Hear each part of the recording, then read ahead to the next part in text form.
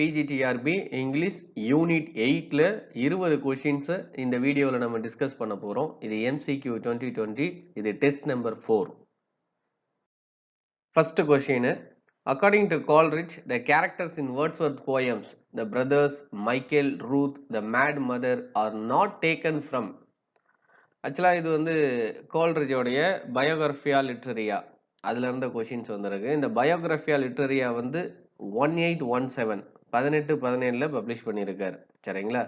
So இதுல இவர் என்ன சொல்ல வர்றாரு அப்படின்னா, வேர்ட்ஸ்வர்த்தோடைய போயம்ஸ் வந்து the brothers, Michael, Ruth, the mad mother, இது எல்லாமே they are not taken from, எங்க இருந்து எடுக்கப்படலை அப்படின்னு சொல்றாங்க. ஏன்னா வேர்ட்ஸ்வர்த்னாவே நம்ம என்ன நினைக்கிறோம் அப்படின்னா, அது வந்து ஆர்டினரி லைஃப், காமன் மேனை பத்தி தான் எழுதுவாரு, ரஸ்டிக் லைஃபை பத்தி தான் எழுதுவாரு அப்படின்னு சொல்லி வேர்ட்ஸ்வர்த்தோடைய போயம்ஸ், வேர்ட்ஸ்வர்த்தோடைய ஹிஸ்டரி படிக்கும் போது நம்ம வந்து கேட்டிருக்கோம்.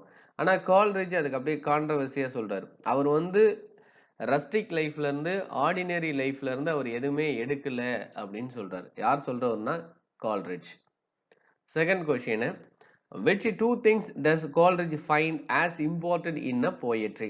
எந்த ரெண்டு விஷயம் ரொம்ப முக்கியம் போயட்ரிக்கு அப்படின்னு கோல்ரிட்ஜ் வந்து சொல்றாரு. Independence, education. இண்டிபெண்டன்ஸ், எஜுகேஷனுங்கிறது ரொம்ப முக்கியம் அப்படின்னு சொல்றாரு. Next question. Which word of Wordsworth should be replaced by the word real? கோல்ரிட்ஜை பொறுத்த வரைக்கும் வேர்ட்ஸ்வர்த்தோடைய எந்த வேர்டை ரீப்ளேஸ் பண்ணணும், இந்த ரியல்ங்கிற வேர்டை எதை ரீப்ளேஸ் பண்ணணும்னு சொல்றாரு. Ordinary. In which poem of Wordsworth is a character of Greenhead Kill found? இந்த Greenhead Kill அப்படிங்கிற கேரக்டர் வேர்ட்ஸ்வர்த்தோடைய எந்த போயம்ல இருக்கு? Michael. Next question. In which song of Wordsworth do we find the lines? At her feet he bowed, he lay down. At her feet he bowed, he fell. Where he bowed, there he fell down dead. இந்த lines எந்த போயம்ல இருந்து எடுக்கப்பட்டது அப்படின்னு சொல்லி கேட்குறாங்க. ஆக்சுவலா Deborah. இந்த லைன்ஸுமே வந்து பார்த்தீங்கன்னா கோல்ரிட்ஜ் வந்து கிரிட்டிசைஸ் பண்ணியிருப்பார். அந்த லைனை படிச்சு பாருங்க, அந்த லைன்ல மீனிங் ஒன்று தான், ஆனால் பட் வேர்டை வந்து என்ன பண்றாரு அவரு, காம்ப்ளெக்ஸ் சென்டென்ஸ் மாதிரி கொண்டுகிட்டே வர்றாரு. வேர்ட்ஸை வந்து கண்டினியூ பண்ணிட்டு, சென்டென்ஸை கண்டினியூ பண்ணிக்கிட்டே இருக்காரு. At her feet he bowed, he lay down, meaning ஒன்று தான். At her feet he bowed, he fell, meaning ஒன்று தான். Where he bowed, there he fell down dead. இந்த லைனுக்கு, மூணு லைனுக்குமே மீனிங் ஒன்று தான், பட் இதை ஒரு நான்சென்ஸா எழுதியிருக்காரு அப்படின்னு சொல்லி இவர் கிரிட்டிசைஸ் பண்றாரு. கோல்ரிட்ஜ் வந்து கிரிட்டிசைஸ் பண்ணியிருப்பார். When did Keats write a letter to Benjamin Bailey? Benjamin பெய்லேவுக்கு அவர் எப்ப லெட்டர் எழுதினாரு? 22 நவம்பர் 1817. 1817. இப்போ ஜான் கீட்ஸோட லெட்டர்ஸ் வந்து கிட்டத்தட்ட ஒரு 240 லெட்டர்ஸ் இருக்கு. அவர் வந்து எந்த காலகட்டத்தில் எழுதியிருக்காருன்னா 1816ல இருந்து 1821 வரைக்கும் இந்த லெட்டர்ஸ் எல்லாம் எழுதியிருக்காரு. ஸோ இவருடைய லெட்டர்ஸை வந்து பார்த்தீங்கன்னா இந்த லெட்டர்ஸ் ஆஃப் ஜான் கீட்ஸ் அப்படின்னு சொல்லி ஒரு டைட்டிலில் கொடுத்துருக்காங்க. இந்த லெட்டர்ஸ் ஆஃப் ஜான் கீட்ஸ். அதை எடிட் பண்ண ஒரு பேர் வந்து நல்லா ஞாபகம் வச்சுக்கோங்க, மாரிஸ் பக்ஸ்டன் ஃபார்மன். மாரிஸ் பக்ஸ்டன் ஃபார்மன் அப்படிங்கிறவர் தான் இவருடைய லெட்டர்ஸ் எல்லாம் எடிட் பண்ணியிருக்காரு. சரிங்களா? Next question. In whose letter does Keats write about the vision in the form of youth? விஷனை ஃபார்ம் ஆஃப் யூத்ல எக்ஸ்பிளைன் பண்ணி யாருக்கு இந்த லெட்டரை எழுதியிருக்காரு? பெஞ்சமின் பெய்லே. ஸோ இதில் தான் அவர் வந்து அந்த சென்சேஷனை பற்றி பேசியிருப்பாரு. தாட்ஸ், அதாவது sensation is the shadow of reality. இந்த சென்சேஷனுங்கிறது ரியாலிட்டியினுடைய ஒரு ஷேடோ. இதை Keats enjoys the happiness on earth, இதை அவர் என்ஜாய் பண்ணியிருக்காரு. அதனால தான் vision in the form of யூத்னு அவர் சொல்றாரு. Vision in the form of யூத்னு சொல்றதுக்கு இதுதான் காரணம். Next question. Which is compared to Adam's dream, imagination. So எதை வந்து ஆடம்ஸ் ட்ரீம் அப்படின்னு கம்பேர் பண்ற சொல்றாரு அப்படின்னா இமேஜினேஷனை தான் ஆடம் ட்ரீம் அப்படின்னு சொல்லி கம்பேர் பண்றாரு. Next question. Who possessed negative capability? Negative கேப்பபிலிட்டியை யாரு இந்த ரைட்டர்ஸ் பொசஸ் பண்ணியிருக்கான்னு சொல்லி கீட்ஸ் சொல்றாரு. அதை பொசஸ் பண்ண ஒரு ஷேக்ஸ்பியர் மட்டும்தான். சரிங்களா? இப்போ இவர் நெகட்டிவ் கேப்பபிலிட்டினா என்ன அப்படின்னா, இப்போ அவர் பிரதர்ஸுக்கு வந்து லெட்டர் எழுதுறாரு. சார்ஜ், கீட்ஸ் தாமஸ் கீட்ஸுக்கு லெட்டர் எழுதுறாரு. அந்த லெட்டர் எழுதின டேட் வந்து பாத்தீங்கன்னா 21 டிசம்பர் 1817. இதுல தான் அந்த நெகட்டிவ் கேப்பபிலிட்டி பத்தி பேசியிருக்காரு. இதை பேசுறதுக்கு முன்னாடி அவர் ஆக்சுவலா ஒரு டிஸ்கஷன் பண்ணியிருக்காரு. ஒரு கிரிட்டிக், இங்கிலீஷ் கிரிட்டிக் கூட இவங்க 2 பேரும் கான்வர்சேட் பண்ணியிருக்காங்க. அந்த கிரிட்டிக்கோட நேம் வந்து பாத்தீங்கன்னா டைக், DILKE, டைக்.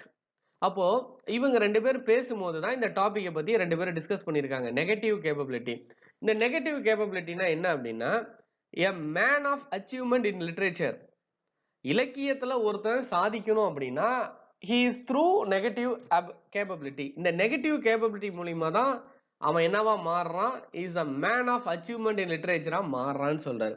அதுல ஷேக்ஸ்பியரை தான் அவர் வந்து ரெஃபர் பண்ணியிருக்காரு. சரிங்களா?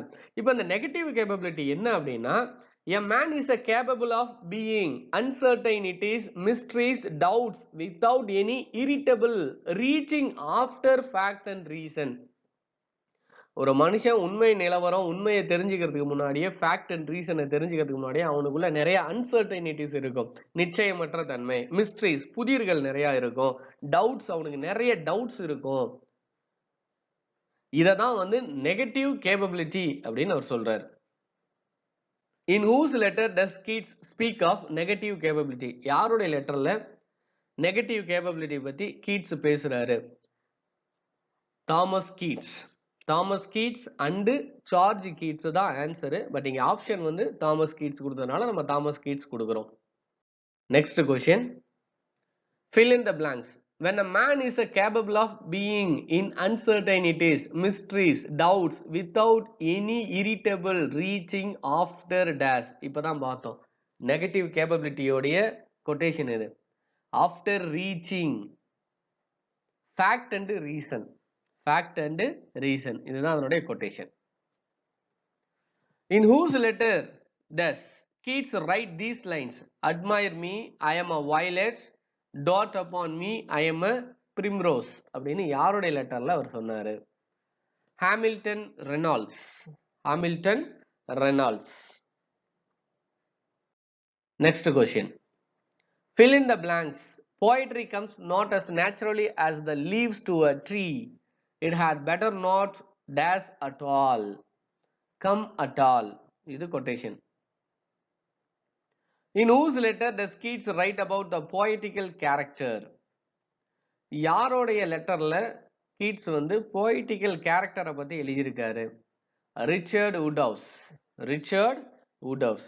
ரிச்சர்ட் வுட்ஹவுஸுக்கு அவர் எழுதின லெட்டர் டேட் வந்து பாத்தீங்கன்னா 27 October 1818. 27 October 1818. Next question. Which work of Shelley is referred by Keats? ஷெல்லியோடைய எந்த ஒர்க்கை கீட்ஸ் ரெஃபர் பண்ணியிருக்காரு? ஷெல்லியோடைய டிராமா செஞ்சி, அதான் ஒரு ரெஃபர் பண்ணியிருக்காரு. Fill in the blanks. My dash is a monastery and I am its dash. இது வந்து கீட்ஸோடைய famous quotation. My imagination is a monastery. என்னுடைய கற்பனை அப்படிங்கிற ஒரு மொனாஸ்ட்ரினா மடம். I am its monk. நான் அதனுடைய துறவி. கற்பனைங்கிற மடத்துல நான் துறவியா இருக்க அப்படின்னு அவர் சொல்லியிருப்பார். நெக்ஸ்ட், டிஎஸ் ஈலியோட மெட்டாபிசிக்கல் போயட்ஸ், அதுல இருந்து क्वेश्चंस வருது. To whose book did T.S. Eliot write the preface, the metaphysical poets? யாருடைய புக்குக்கு மெட்டாபிசிக்கல் போயட்ஸ்ங்கிற ஒரு preface முன்னுரையை எழுதினாரு? ப்ரொஃபசர் கிரையர்சன். இந்த ப்ரொஃபசர் கிரையர்சன்ங்கிறவர் ஆக்சுவலா வந்து ஒரு புக் எழுதுறாரு. அந்த புக்கோட பேர் வந்து பாத்தீங்கன்னா நேம் வந்து metaphysical lyrics. Metaphysical lyrics and poems of the 17th century. Metaphysical lyrics and the poems of the 17th century. Donne to Butler. Donne to John Donne to Butler அப்படிங்கிற ஒரு டைட்டில்ல அவர் வந்து ஒரு புக் எழுதியிருப்பார். அந்த புக்குக்கு தான் டிஎஸ் ஈலியட்டை வந்து அவர் கேட்டிருப்பாரு ஒரு ப்ரிஃபேஸ் எழுத சொல்லி. அதனால டிஎஸ் ஈலியட் என்ன பண்றாரு, இந்த மெட்டாபிசிக்கல் போயட்ஸ்ங்கிற ஒரு ஹெட்டிங்ல அவர் இந்த ப்ரிஃபேஸ் ஒரு எஸ்ஸே எழுதுறாரு. சோ இதை தான் நம்ம கிரிட்டிசிசம்ல நமக்கு டாபிக்கா இருக்கு. Whose poetry is courtly according to T S Eliot? T S ஈலியட்டை பொறுத்த வரைக்கும் யார் வந்து கோர்ட்லி போயட், ராயல் போயட் யாரை நம்ம சொல்லுவோம்னா Johnson. Ben Jonson. Next question. Who among the metaphysicals is a devotional poet? இந்த metaphysical poetsல யார் வந்து devotional poet? According to T.S. Eliot பொறுத்த வரைக்கும் George Herbert. Last question. In which poem of Donne is the comparison of compasses used? எந்த போயம்ல காம்பஸஸ்ங்கிற கம்பாரிசனை ton வந்து use பண்ணியிருக்காரு John ton? வேலிடிக்ஷன் அப்படிங்கிற போயம்ல தான் காம்பஸஸை பத்தி அவர் கம்பேர் பண்ணியிருப்பார். MCQ 2020ல இந்த வீடியோவில் 20 கொஷின்ஸ் நம்ம டிஸ்கஸ் பண்ணியிருக்கோம். உங்களுக்கு புரிஞ்சிருக்கும்னு நம்புறோம். தொடர்ந்து கவனிங்க, ரொம்ப யூஸ்ஃபுல்லாக இருக்கும். தேங்க்யூ ஃபார் வாட்சிங்.